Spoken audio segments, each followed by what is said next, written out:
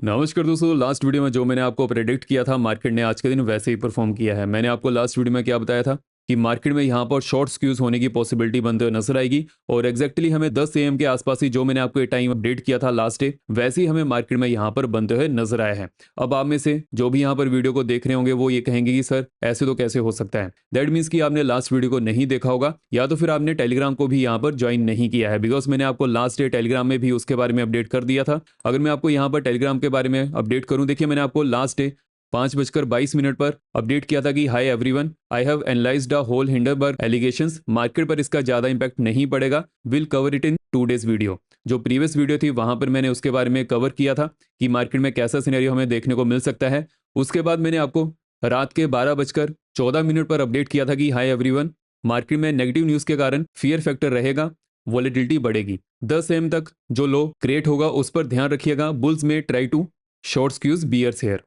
और उसके बाद क्या हमें देखने को मिला, एग्जैक्टली हमें 10 बजे के आसपास यहाँ पर लो क्रिएट होता नजर आया, both in Nifty and bank Nifty. और उसके बाद मार्केट में हमें अपर साइड का ट्रेंड ही देखने को मिला है। और यहाँ पर क्या हुआ, हमें with in half an hour जो भी शॉर्ट्स थे इंट्राडे में वो यहाँ पर करते हुए नजर आए। और जो प्रीवियस डे हाई था वो निफ्टी और बैंक निफ्टी दोनों ने ही यहाँ पर ब्रेक किया है। और जो हिंडनबर्ग की क्रेडिबिलिटी है 100 पॉइंट की भी नहीं बची है, बिकॉज हमें इससे कम ही पॉइंट में आज के दिन गैप डाउन ओपनिंग देखने को मिली थी। हालांकि उसके बाद क्या हुआ, मार्केट में हमें एक नी जर्क रिएक्शन देखने को मिला, जिसके बारे में मैंने आपको लास्ट वीडियो में अपडेट कर दिया था। बिकॉज जब भी ऐसी कोई न्यूज़ आती है नेगेटिव, उसके बाद हमें स्टार्टिंग के आर में नी जर्क रिएक्शन देखने को मिल ही जाता है। बिकॉज कोई ना कोई तो वहां पर अपनी प्रॉफिट बुकिंग करेगा या फिर वो वहां पर शॉर्ट पोजीशन को क्रिएट करेगा।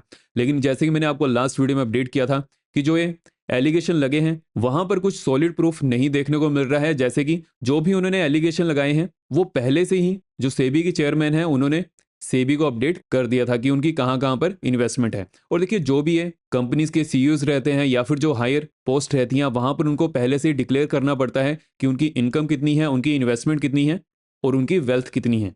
और इसके बारे में मैंने आपको लास्ट वीडियो में सब कुछ अपडेट किया था। अगर आपने लास्ट वीडियो नहीं देखी है तो आप उसको देख सकते हैं, वहां से आपको क्लियर हो ही जाएगा। अब हमें कल मार्केट को कैसे लेकर चलना है उसके बारे में डिस्कशन कर लेते हैं। तो वीडियो में आगे बढ़ने से पहले वीडियो को लाइक भी करते जाइएगा, सो मुझे पता चलता रहे कि आप हमारे मार्केट एनालिसिस को पसंद कर रहे हैं। और साथ में चैनल को भी सब्सक्राइब कर लें एंड बेल को और रखें, सो जब भी वीडियो अपलोड करूँ आपको नोटिफिकेशन आ जाए। और देखिए जो लास्ट वीडियो थी वहां पर अब उस वीडियो को देख तो रहे थे लेकिन लाइक नहीं कर रहे थे। उसके पीछे का क्या रीजन हो सकता है, बिकॉज लास्ट 2 दिनों में जो भी आपने वीडियोस देखी होंगी वहां पर आपको यही कहा जा रहा होगा कि मार्केट में बहुत ज़्यादा सेलिंग प्रेशर आएगा, ये होगा वो होगा।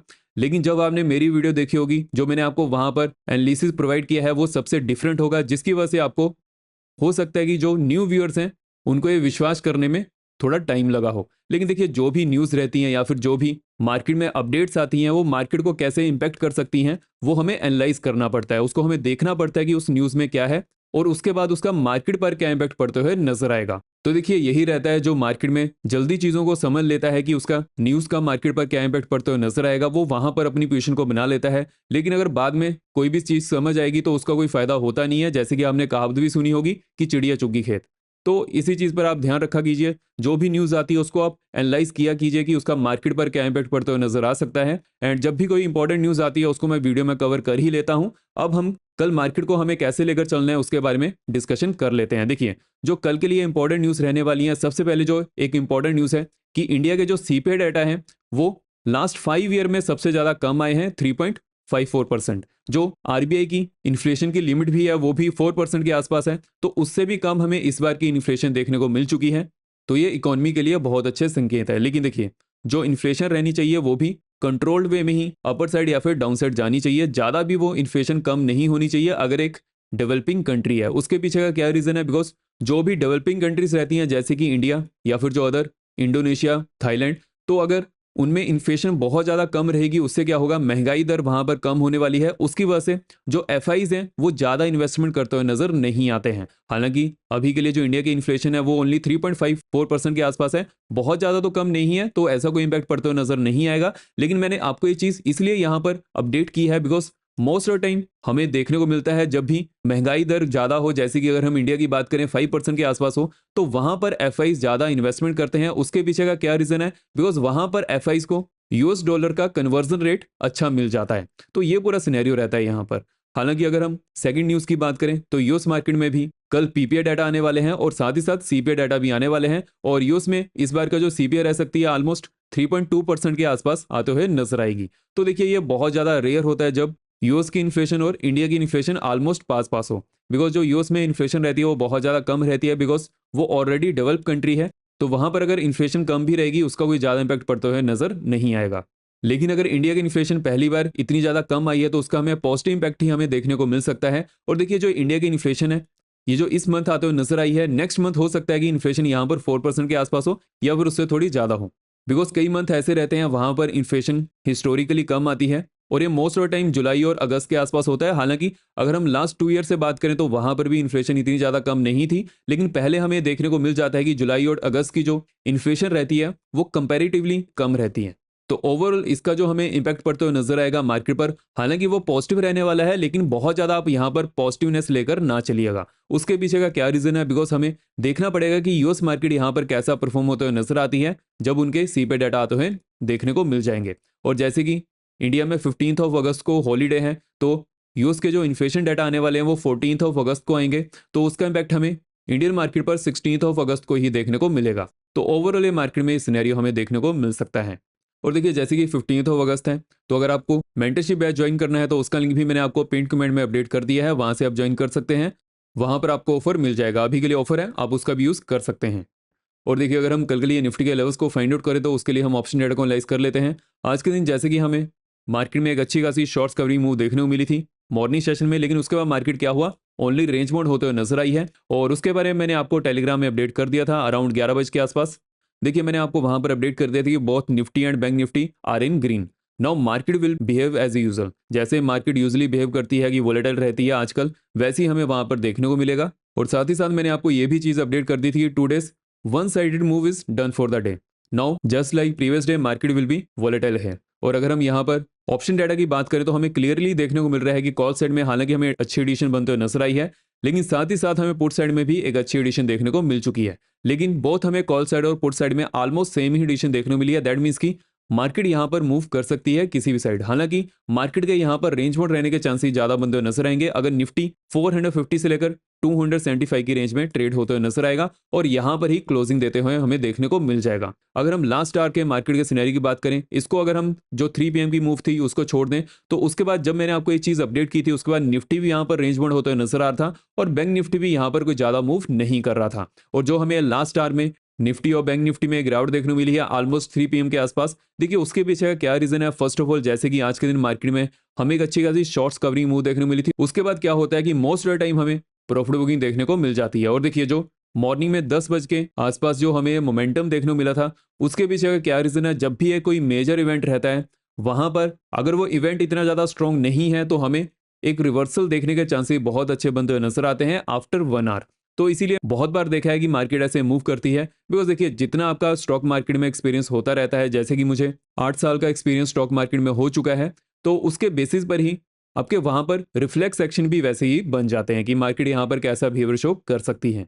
और देखिए जैसे कि हमें ऑप्शन डाटा से एक चीज तो क्लियर है कि बोथ हमें कॉल साइड में और पुट साइड में आज के दिन एडिशन देखने को मिली है, विच मीन्स की जब तक निफ्टी अपर साइड में 24,400 के ऊपर ब्रेकआउट नहीं देता है उस समय तक मार्केट में कोई ज्यादा मोमेंटम बनते हुए नजर नहीं आएगा। लेकिन अगर 400 के ऊपर हमें ब्रेकआउट देखने को मिल जाता तो अपर साइड में हमारा फर्स्ट टारगेट 445 का रहने वाला, देन सेकंड टारगेट 500 का रहेगा। और देखिए जैसे कि अगर हम आज के दिन निफ्टी की लोअर एंड से अपर एंड की बात करें तो हमें 250 पॉइंट की रेंज देखने को मिल चुकी थी। हालांकि मुझे लग रहा था कि यहाँ पर ऑलमोस्ट 200 के आसपास या फिर 180 पॉइंट के आसपास की रेंज रहने वाली है, लेकिन जो हमें रेंज बनते हुए नजर आई है उसके बाद जो हमें लास्ट आवर में सेलिंग प्रेशर बनते हुए नजर आया है उसकी वजह से क्या होगा कि अपर साइड में ये एक रेजिस्टेंस जोन का काम करने वाली है। देखिए अगर जो हिंडनबर्ग का इशू था अगर वो यहां से निकल चुका है, दैट डजंट मीन कि मार्केट में एकदम से हमें रैली देखने को मिल जाएगी, बिकॉज जो ग्लोबल मार्केट यहां पर परफॉर्म करते हुए नजर आ रही है, जो प्रीवियस हमारे पास डोमेस्टिक न्यूज थी वो भी यहां पर मार्केट में इंपैक्ट करने वाली है। हालांकि यह है कि जो हिंडनबर्ग की न्यूज है उसकी वजह से हमें यहां पर सेल देखने को नहीं मिलेगा, बिकॉज ये चीज मैंने आपको देखिए लास्ट वीडियो में एक चीज मैंने आपको अपडेट की थी कि उन्होंने इस बार किसी स्टॉक के ऊपर रिएक्ट नहीं किया है, उन्होंने किसी पर्सन के ऊपर रिएक्ट किया है। अगर वो स्टॉक के ऊपर रिएक्ट करते तो उसके बाद हमें स्टॉक मार्केट पे उसका इंपैक्ट पड़ते हुए नजर आता। अगर वो स्टॉक यहाँ पर बहुत ज्यादा वेटेज रखेगा तो उसका इंपैक्ट हमें वैसे ही देखने को मिल जाता है। आई होप आपने लास्ट वीडियो को वॉच किया होगा, आपको वहां पर बहुत सारी चीजें सीखने को मिली होंगी। देखिए अगर हम यहाँ पर डाउन साइड के लेवल्स की बात करें तो हमें डाउन साइड में 24,285 के लेवल्स को मार्क करना है। जैसे 285 के नीचे हमें ब्रेकडाउन देखने को मिलता है, और डाउन साइड में हमारा फर्स्ट टारगेट 240 का रहने वाला, देन सेकंड टारगेट 200 का रहेगा, और निफ्टी को 285 की रेंज से 400 की रेंज में अवॉइड करना ही बेटर रहेगा, बिकॉज मार्केट यहाँ पर वॉलेटाइल रहने वाली है। लेकिन अगर लाइव मार्केट में इस रेंज में कोई भी बेटर अपॉर्चुनिटी बनते हुए नजर आएगी तो उस समय मैं आपको अपडेट कर ही दूंगा। आप टेलीग्राम चैनल को ज्वाइन कर लीजिएगा, उसका लिंक मैंने आपको डिस्क्रिप्शन बॉक्स और पिन कमेंट में अपडेट कर दिया है। अगर हम यहाँ पर बैंक निफ्टी की बात करें, देखिए जैसे कि हमें निफ्टी में जैसा चार्ट पैटर्न बनते हुए नजर आया है, वैसे ही हमें बैंक निफ्टी में भी देखने को मिल चुका है। और देखिए अगर हम यहाँ पर लेवल्स की बात करें, हमें अपर साइड में 50,650 के लेवल्स को मार्क करना है। जैसे ही 650 के ऊपर हमें ब्रेकआउट देखने को मिलता है तो अपर साइड में हमारा फर्स्ट टारगेट 775 का रहने वाला, देन सेकंड टारगेट 900 का रहेगा, बिकॉज 775 के ऊपर हमें ब्रेकआउट मिलने पर एक अच्छा खासा मोमेंटम अपर साइड की तरफ देखने को मिल सकता है। लेकिन 900 से लेकर 51,000 की रेंज तक नो ट्रेडिंग जोन है, बिकॉज मार्केट यहाँ पर रेजिस्टेंस फेस करने वाली है। अगर हम यहाँ पर डाउन साइड के लेवल्स की बात करें तो हमें डाउन साइड में 50,500 के लेवल्स को मार्क करना है। जैसे ही 500 के नीचे हमें ब्रेकडाउन देखने को मिलता है, और डाउन साइड में हमारा फर्स्ट टारगेट 350 का रहने वाला, देन सेकंड टारगेट 215 का रहेगा, और बैंक निफ्टी को 500 से लेकर 650 की रेंज में अवॉइड करना ही बेटर रहेगा। अगर हम यहाँ पर कल के लिए फिन निफ्टी के लेवल्स की बात करें, देखिए जैसे कि हमें फिन निफ्टी में आज के दिन एक अच्छा खासा मोमेंटम बनते हुए नजर आ चुका है, और कल के दिन जैसे कि फिन निफ्टी की एक्सपायरी रहने वाली है, अगर निफ्टी और बैंक निफ्टी दोनों यहाँ पर रेंज मोड रहेंगे, या फिर मान लीजिए कि अगर निफ्टी यहाँ पर वोलेटाइल भी रहता है लेकिन बैंक निफ्टी वहां पर रेंज मोड रहता है, तो फिन निफ्टी उससे ज्यादा रेंज मोड रहने वाला है। बिकॉज मैंने बहुत बार ये देखा है, अगर बैंक निफ्टी यहाँ पर मान लीजिए कि ट्यूसडे के दिन 0.5% मूव करता है, तो फिन निफ्टी वहां पर 0.5% से ही कम मूव करने वाला है एक रेंज में, जो कि हम लोअर एंड से अपर एंड पर कैलकुलेट करेंगे। अगर बैंक निफ्टी यहाँ पर 1% मूव करेगा तो फिन निफ्टी ऑलमोस्ट 0.8% या फिर उसके आसपास मूव करता है। तो फिन निफ्टी की जब भी एक्सपायरी रहती है उसको रेंज में रखने की कोशिश की जाती है ऑप्शन सेलर्स द्वारा। और देखिए जो भी मैंने आपको आज के दिन जो लेवल्स अपडेट किए थे, बिकॉज आज के दिन मिड कैप निफ्टी की एक्सपायरी थी, तो उसके भी लेवल मैंने आपको यहाँ पर अपडेट किए थे, वो भी मार्केट में बहुत अच्छी तरह से परफॉर्म होते हुए नजर आए हैं। साथ ही साथ मैंने आपको यहाँ पर निफ्टी के भी लेवल्स को अपडेट किया था। मैंने आपको यहाँ पर क्लियरली अपडेट किया था कि निफ्टी में जो नेक्स्ट मूव हमें देखने को मिल सकती है 325 के ऊपर बनते हुए नजर आएगी, और जो मेजर लेवल रहने वाला है 380 का रहेगा।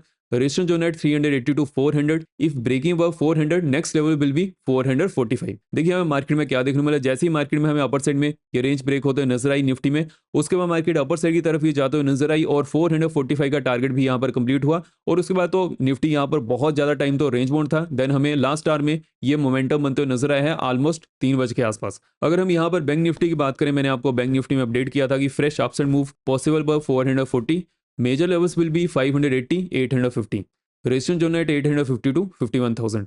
देखिए हमें बैंक निफ्टी में भी अपर साइड का मोमेंटम बनते हुए नजर आया, जहां पर हमारे जो लेवल्स थे वो भी यहाँ पर कंप्लीट होते हुए नजर आए हैं। अगर हम यहाँ पर मिड कैप निफ्टी की बात करें, देखिए मैंने आपको मिड कैप निफ्टी में अपडेट किया था कि for mid cap Nifty fresh ups and move possible by 590, major levels will be 630, 675, resistance zone at 675 to 695। देखिए हमें मार्केट में क्या देखने मिला, जैसे ही अपर साइड में 590 का लेवल ब्रेक हुआ, मार्केट अपर साइड की तरफ ही जाते हुए नजर आई, और वहां पर हमारे टारगेट भी कंप्लीट हुए। और देखिए जब मैंने आपको ये अपडेट किया था उसके बाद मार्केट यहाँ पर डाउन साइड की तरफ भी जा रही थी, लेकिन जो मैंने आपको देखिए यहाँ पर एनालिसिस प्रोवाइड किया था कि 260 नीचे हमें डाउनफॉल देखने को मिल सकता है, वैसे ही हमें यहाँ पर देखने को मिला, जहां पर फर्स्ट टारगेट भी कंप्लीट हुआ। और देखिए जैसे ही मैंने आपको अपडेट किया था कि अभी के लिए 10 AM का लो क्रिएट हो चुका है, यहाँ पर मार्केट में बाइंग की पॉसिबिलिटी बन सकती है। और वैसे ही हमें यहाँ पर देखने को मिला, जैसे ही अपर साइड लेवल्स ब्रेक हुए, अगेन मार्केट वहां से अपर साइड जाते हुए नजर आई। तो आज के दिन मार्केट ने, जैसा कि मैंने आपको लास्ट वीडियो में अपडेट किया था, और जो भी मैंने आपको यहाँ पर लेवल्स अपडेट किए थे, वो मार्केट में बहुत अच्छी तरह से परफॉर्म होते हुए नजर आए हैं। अगर हम यहाँ पर फिन निफ्टी के लेवल्स की बात करें, देखिए जैसे कि हमें फिन निफ्टी में एक अच्छा खासा मोमेंटम आज के दिन देखने को मिल चुका है, और उसी की वजह से हमें ऑप्शन डाटा में भी बहुत सारे चेंजेस देखने को मिल चुके हैं। जैसे कि अगर हम यहाँ पर देखें, कॉल साइड और पुट साइड हमें दोनों साइड ही एडिशन देखने को मिली है। तो एक चीज तो क्लियर है कि यहाँ पर फिन निफ्टी के रेंज मोड रहने के चांसेस ज्यादा बनते हुए नजर आएंगे कल के दिन के लिए। हमें कहां से एक मोमेंटम देखने को मिल सकता है, देखिए अपर साइड में 23,050 के ऊपर ब्रेकआउट मिलने के चांसेस बनते हुए नजर आ सकते हैं। जैसे ही 50 के ऊपर हमें ब्रेकआउट देखने को मिलता है, तो अपर साइड में हमारा फर्स्ट टारगेट 105 का रहने वाला, देन सेकंड टारगेट 150 का रहेगा। अगर हम यहाँ पर डाउन साइड के लेवल्स की बात करें, तो आपको डाउन साइड में 22,990 लेवल्स को मार्क करना है, बिकॉज देखिए जो 23,000 का लेवल है ये एक मैसिव होल नंबर है। अगर मार्केट यहाँ पर सपोर्ट लेती है तो अगेन अपर साइड जाना कंटिन्यू कर सकती है, लेकिन अगर 990 के नीचे हमें एटलीस्ट 5 मिनट कैंडल पर भी क्लोजिंग देखने को मिल जाती है, तो उसके बाद मार्केट में एक सेल ऑफ इंक्रीज होने के चांसेस ज्यादा बनते हुए नजर आएंगे, जिसके चलते हमारा डाउन साइड में फर्स्ट टारगेट 935 का रहने वाला, देन सेकंड टारगेट 875 का रहेगा। और फिन निफ्टी को 23,000 से लेकर 50 की रेंज में अवॉइड करना ही बेटर रहेगा। इस 50 पॉइंट की रेंज में फिर निफ्टी मैसी वोलेटाइल रहने वाला है, वहां पर बेटर अपॉर्चुनिटी मिलने के चांसेस कम बनते हुए नजर आएंगे। अगर ऐसी कोई अपॉर्चुनिटी बनती है उस समय मैं आपको अपडेट कर ही दूंगा। तो इस वीडियो में इतना है। आपको वीडियो इन्फॉर्मेटिव लगी हो तो वीडियो को लाइक करें, शेयर करें और चैनल को सब्सक्राइब करें, सो मुझे और भी इन्फॉर्मेटिव वीडियोस बनाने की मोटिवेशन मिलती रहे। धन्यवाद।